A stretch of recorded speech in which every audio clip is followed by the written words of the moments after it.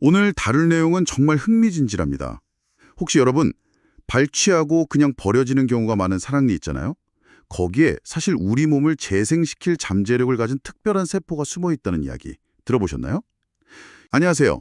여러분이 공유해 주신 사랑니 줄기세포 재생의학의 가능성 관련 자료를 저희가 봤는데 정말 놀랍고도 중요한 정보들이 많더라고요.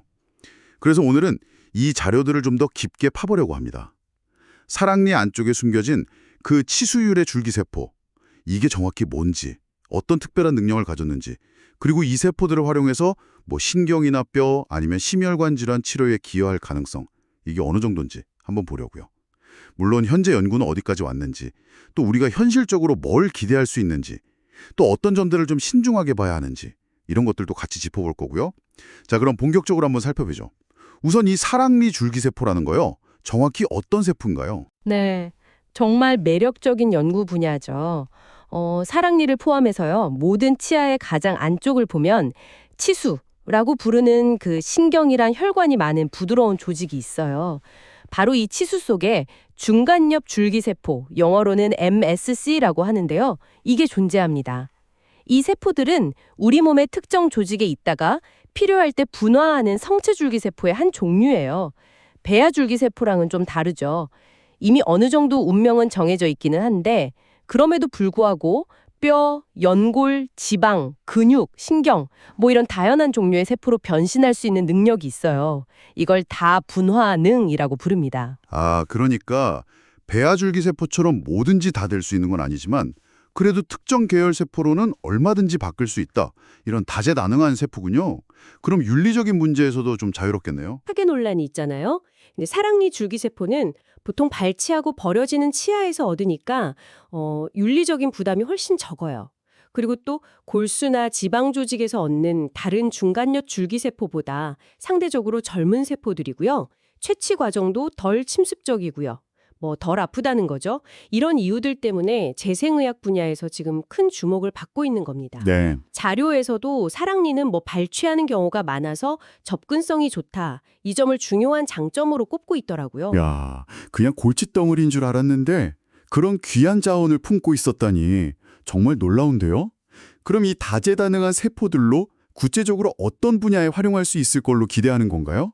자료에서 제시된 그 잠재적 활용 분야들 좀 더 자세히 설명해 주시겠어요? 가장 기대되는 분야는 뭘까요? 네, 그 보내주신 자료를 보면요. 현재 크게 3가지 분야에서 연구가 활발해요. 그리고 꽤 주목할 만한 결과들도 나오고 있고요. 첫 번째는 신경계 재생 분야입니다. 예를 들면 파킨슨병, 알츠하이머병, 아니면 척수 손상 같은 거요. 이런 신경계 질환은 한번 손상되면 회복이 정말 어렵다고 알려져 있잖아요. 근데 연구 결과를 보니까 이 사랑니 줄기세포를 이식했더니 물론 아직은 동물 실험 단계지만요. 그래도 손상된 신경 조직 기능이 일부 회복되는 효과가 관찰됐다고 합니다. 신경세포가 재생이 된다는 건가요? 와, 정말 획기적인데요? 여기서 좀 흥미로운 점은요. 줄기세포가 직접 신경세포로 분화해서 딱 대체하는 효과도 일부 기대는 하지만 그보다는 이 세포들이 다양한 신경 영양인자라는 거 있잖아요. 아, 네. 성장 촉진 물질인데 이걸 분비하는 역할이 더 중요하게 부각되고 있어요. 이 물질들이 주변 신경세포들이 살아남도록 돕고 염증도 줄이고 또 새로운 신경 연결망이 만들어지는 걸 촉진해서 그 손상된 뇌 환경 자체를 개선하는 거죠. 아, 직접 선수가 되는 게 아니라 뭐랄까 다친 선수들을 돕고 경기장 환경을 좋게 만들어주는 역할? 네, 맞아요. 딱 그런 비유가 좋네요. 일종의 구원투수나 조력자 역할을 하는 셈이에요. 그건 좀 예상치 못한 방식인데요? 그럼 다른 분야는 어떤가요? 두 번째 분야는 골 재생입니다. 그러니까 뼈를 새로 만드는 분야죠. 이 사랑니 유리 줄기세포가 다른 중간엽 줄기세포보다 특히 뼈 만드는 세포, 조골세포라고 하는데요. 이걸로 분화하는 능력이 좀 더 안정적이고 효율적이라는 특징이 있어요. 아, 뼈 쪽으로는 능력이 확실하군요. 네, 그런 편이죠. 그래서 자료에서도 언급하듯이 예를 들어 임플란트 시술할 때 턱뼈가 부족하잖아요.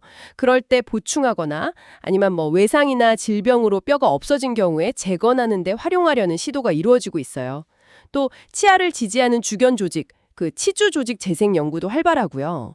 이 분야는 비교적 직접적인 세포 대체 효과를 기대하는 경우라고 할 수 있겠네요. 네. 뼈 분야에서는 직접적인 재건 능력을 기대하는 거군요. 신경계랑은 또 접근 방식이 다르네요. 그럼 마지막 세 번째 분야는 뭐죠? 세 번째는 심혈관 재생 분야입니다. 심근경색 같은 걸로 손상된 심장 근육을 재생시키거나 혈관 기능을 개선하는 걸 목표로 하는데요. 근데 이 분야에서도 아까 신경계 재생하고 좀 비슷한 경향이 보여요. 그러니까 줄기세포가 직접 심장 근육세포로 딱 변해서 기능을 대체한다기보다는요. 손상된 부위에 새로운 혈관이 잘 만들어지도록 돕는 역할, 혈관 신생이라고 하는데 이걸 촉진하는 역할이 더 주목받고 있습니다. 혈관 신생 촉진이요. 그게 왜 중요한가요? 새로운 혈관이 잘 자라면 그 손상된 심장 조직에 산소랑 영양분이 잘 갈 거 아니에요. 그렇죠. 그러면 조직이 죽는 걸 막고 회복을 도울 수 있으니까요. 그리고 줄기세포가 염증을 억제하는 물질도 분비하거든요. 그래서 심근경색 후에 생기는 그 과도한 염증 반응을 줄여서 추가적인 손상도 막고 심장 기능이 더 나빠지는 걸 방지하는 데 도움을 줄 수 있다는 거죠. 그렇군요. 네. 그래서 심혈관 분야에서도 역시 직접적인 세포 대체보다는 손상된 조직의 회복을 돕는 환경 개선이나 보조적인 역할에 대한 기대가 현재로서는 더 크다고 볼 수 있습니다. 들어보니까 심경계랑 심혈관 분야는 직접 세포를 교체하기보다는 주변 환경 개선하고 회복을 돕는 지원 역할에 좀 더 초점을 맞추고 뼈 재생 분야는 보다 직접적인 재건 능력을 활용하려는 경향이 있군요. 흥미로운 차이점인데요. 이렇게 잠재력이 큰 세포들이라면 이걸 얻고 보관하는 과정도 엄청 중요할 것 같아요. 자료에서도 그 부분을 강조하고 있겠죠. 어떤 과정을 거치나요? 잠재력이 큰 만큼 그 가치를 온전히 보존하고 또 안전하게 활용하려면요. 그 과정이 매우 엄격하고 전문적이어야 합니다. 자료에 나와 있는 대로인데요. 우선 사랑니를 뽑은 직후에요. 정말 최대한 신속하게. 빨리요. 네. 그리고 세균 같은 데 오염되면 안 되니까 완벽한 멸균 상태에서 치아 내부의 치수 조직만 조심스럽게 분리해내야 해요. 이게 시간이 조금만 지나거나 그 과정에서 오염이라도 되면 줄기세포 활성이 확 떨어지거나 아예 못 쓰게 될 수도 있거든요. 그래서 속도랑 청결이 정말 생명입니다. 발치 직후에 바로 뭔가 특별한 처리가 필요하군요. 그럼 분리한 다음에는 어떻게 해요? 그냥 냉동실에 넣어두면 되는 건 아니겠죠? 그럼요. 당연히 아니죠. 분리된 치수 조직에서 줄기세포를 성공적으로 분리하고 또 배양한 후에는요. 이 세포들을 오랫동안 안정적으로 보존해야 나중에 필요할 때 쓸 수 있잖아요. 네. 그러려면 그냥 냉동이 아니라 특수한 냉동 보존 기술이 필요하고요. 또 GMP 시설이라고 들어보셨을 텐데 아주 높은 수준의 청정 관리 시설이 꼭 필요합니다. GMP요? 네, GMP가 Good Manufacturing Practice, 우리 말로는 우수 의약품 제조 및 품질 관리 기준의 약자예요. 세포치료제도 결국 의약품에 준하는 거니까 아주 엄격한 기준 아래에서 생산, 관리, 보관되어야만 그 품질이나 안전성, 효과를 보장할 수 있는 거죠. 이 모든 과정에는 당연히 세포 채취부터 보관 또 나중에 어떻게 이용할 건지에 대한 철저한 윤리적인 검토랑 승인 절차가 따라와야 하고요. GMP 시설까지 필요하다니 정말 의약품처럼 철저하게 관리해야 하는군요. 국내에서도 이런 줄기세포 연구나 보관, 활용에 대해서 뭔가 법적인 규제가 있을 것 같은데요? 재생의료 및 첨단 바이오 의약품 안전 및 지원에 관한 법률, 줄여서 첨단재생의료법이라는 게 있어요. 이 법하고 관련 지침에 따라서 줄기세포를 이용한 연구나 치료는 굉장히 엄격하게 관리됩니다. 특히 아직 안전성이나 유효성이 충분히 과학적으로 입증되지 않은 그 연구 단계의 기술 있잖아요. 이걸 실제 환자한테 적용하는 건 극치 제한적이에요. 자기 몸에서 나온 세포라도요? 네. 비록 내 몸에서 나온 세포, 즉 자가 유래 줄기세포라고 해도요. 임상 연구 목적 외에는 치료 적용이 원칙적으로 금지되어 있습니다. 그리고 연구 자체도 정부가 지정한 기관에 엄격한 심사하고 승인을 받아야만 진행할 수 있고요. 이게 어떻게 보면 잠재적인 위험으로부터 환자를 보호하고 또 기술이 막 무분별하게 오용되는 걸 막기 위한 필수적인 조치라고 할 수 있죠. 그렇군요. 잠재력이 크다고 해서 무작정 쓸 수 있는 게 아니라 안전이랑 효과가 검증되기 전까지는 연구 중심으로 아주 신중하게 접근해야 한다. 이 말씀이시네요. 들어보면 가능성이 정말 무궁무진해 보이는데 혹시 자료에서는 이런 기대감에 대해서 좀 경고하는 부분은 없었나요? 너무 앞서 나가는 생각일 수도 있지 않을까? 현실적인 어려움이나 한계점 같은 건 없을까요? 물론입니다. 어떤 신기술이든 밝은 면만 있는 건 아니죠. 그 현실적인 한계하고 도전 과제를 명확히 아는 게 정말 중요해요. 보내주신 자료에서도 바로 그 점들을 아주 냉철하게 지적하고 있습니다. 첫째는 아까 말씀드린 여러 긍정적인 연구 결과들 있잖아요. 이게 대부분 아직은 동물 실험 단계에 머물러 있다는 점이에요. 아, 네. 특정 질병 모델 동물에서 효과가 있었다고 해서 그게 반드시 사람한테서도 똑같은 효과로 나타날 거라는 보장은 없거든요. 인간하고 동물 사이에는 생리적으로 차이가 많고 또 실험실의 그 통제된 환경하고 복잡한 실제 인체 환경은 아주 다르잖아요. 그렇죠. 그래서 임상시험 단계에서 예상 못한 결과가 나올 수도 있어요. 네, 동물 실험 성공의 곧바로 인간 치료 성공으로 이어지는 건 아니다. 이거 명심해야겠네요. 또 다른 한계점은 뭐가 있을까요? 둘째로 이게 어쩌면 더 중요할 수도 있는 문제인데요. 바로 줄기세포 자체의 품질 변동성입니다. 품질 변동성이요? 네. 똑같이 사랑니에서 얻은 줄기세포라고 해도요. 그 세포를 제공한 사람, 그러니까 기증자 있잖아요. 그 사람의 나이, 전반적인 건강 상태, 복용하는 약물, 심지어는 발치된 그 사랑니 자체의 염증 상태 같은 거에 따라서요. 얻어지는 줄기세포의 양, 아니면 증식 능력, 특정 세포로 분화하는 능력, 이런 것들이 상당히 다를 수 있어요. 와, 사람마다 세포의 질이 다를 수 있다니 그건 정말 큰 문제인데요. 네, 그렇죠. 이게 치료 효과를 예측하고 또 표준화하는 데 큰 걸림돌이 될 수 있는 거죠. 그러니까 어떤 조건의 기증자한테서 얻은 세포가 가장 치료 효과가 좋은지, 또 그 품질을 어떻게 일정하게 유지하고 평가할 건지, 이런 표준화 연구가 아직 훨씬 더 많이 필요합니다. 약효가 사람마다 다르게 나타나는 거랑 약간 비슷하다고 볼 수도 있겠네요. 정확한 비유입니다. 그렇기 때문에 세 번째로 강조하고 싶은 점은요. 이 사랑니 줄기세포가 절대로 만병통치약이 아니라는 사실이에요.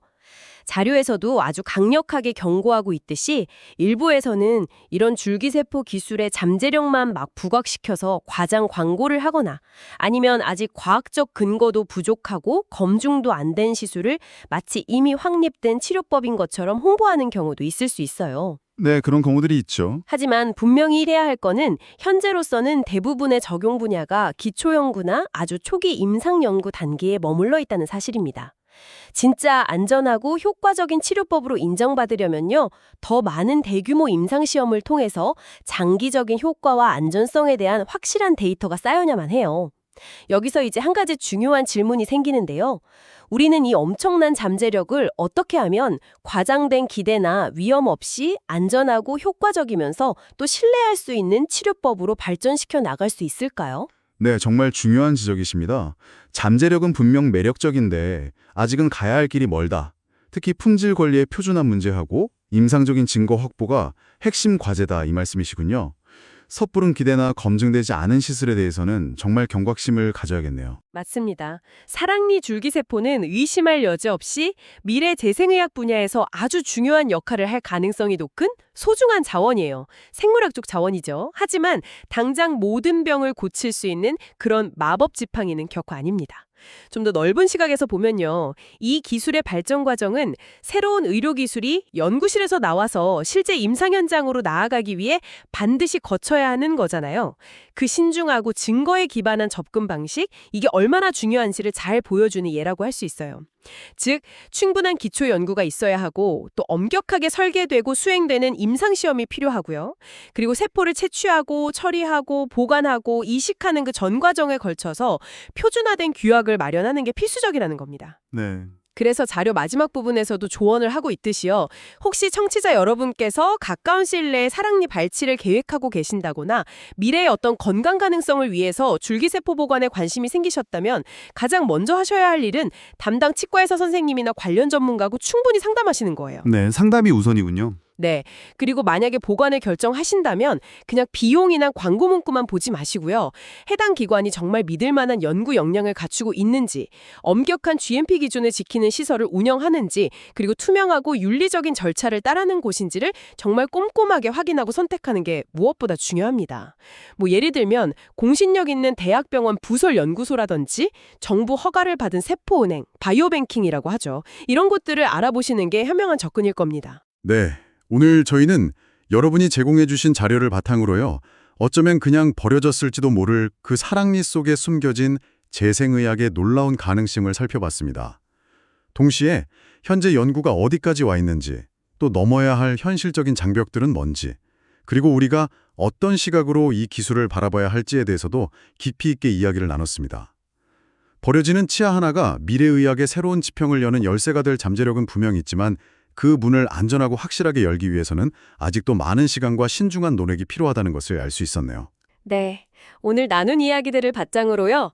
마지막으로 여러분께 한번 생각해 볼 만한 질문을 하나 던지면서 마무리하고 싶습니다.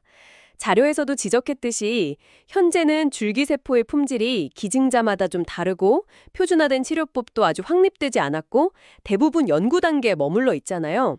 하지만 아주 먼 미래에 이 기술이 더욱 발전하고 성숙해서 정말 안전하고 효과적인 치료법으로 보편화된다고 한번 가정해 봅시다. 그렇게 됐을 때 우리 몸의 일부였던 이 강력한 세포들의 소유권은 누구에게 있는 걸까요? 아, 소유권 문제요? 네. 세포를 제공한 개인일까요? 아니면 그것을 처리하고 보관한 기관일까요? 또 이런 고가의 첨단 치료에 대한 접근성은 어떻게 확보해야 할까요? 누구나 필요할 때 공평하게 혜택을 누릴 수 있을까요?